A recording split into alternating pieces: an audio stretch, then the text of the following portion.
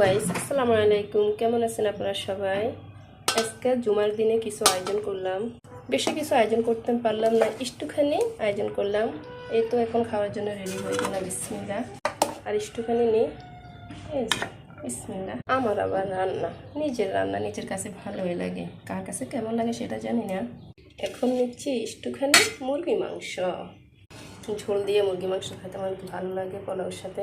হচ্ছে একটু ঝোল, একটুখানি ঝোল নিয়ে নিই। আর হচ্ছে সাদা আন্ডা কারি, সাদা পোলাওর সাথে সাদা আন্ডা কারি মজাই লাগে। কয়েক পিস নিয়ে নিলাম শসা, হচ্ছে টমেটো, আর হচ্ছে 1 পিস লেবু নিলাম। এবার লেবুটা চিপড়ে রসটা দিয়ে দিই, তো ভালোই লাগে। আসল খাবার তো এটা। পোলাওর সাথে কারা কারা বোম্বাই মরিচ খান একটু কমেন্টে জানাবেন তো। কেমন হলো আজকে দুপুরের ভোজনটা? গেলাম খাওয়ার জন্য। বিসমিল্লাহ। এই তো শসা, সেই মজাদার খাবারটা, অনেক ঝাল। একটুখানি ডিম নেই। যারা যারা আমার গরিবের খাবারটা পছন্দ সবাই দাওয়াতে চলে আসেন। পোলাওর সাথে তো এটা না হলে চলে না।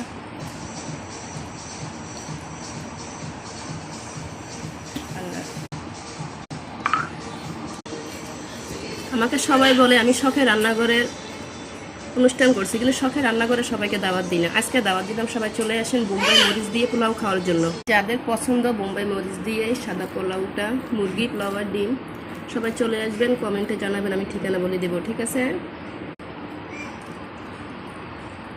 জলদি জলদি কমেন্ট করবেন, কিন্তু খাবার নিয়ে বসে আছি, কিন্তু পরে বলবেন তো আমি কাউকে খাওয়াই নাই, ঠিক আছে?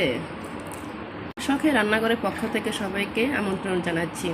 আল্লাহ হাফেজ, সবাই ভালো থাকবেন, অপেক্ষায় রইল, ঠিক আছে? আল্লাহ হাফেজ।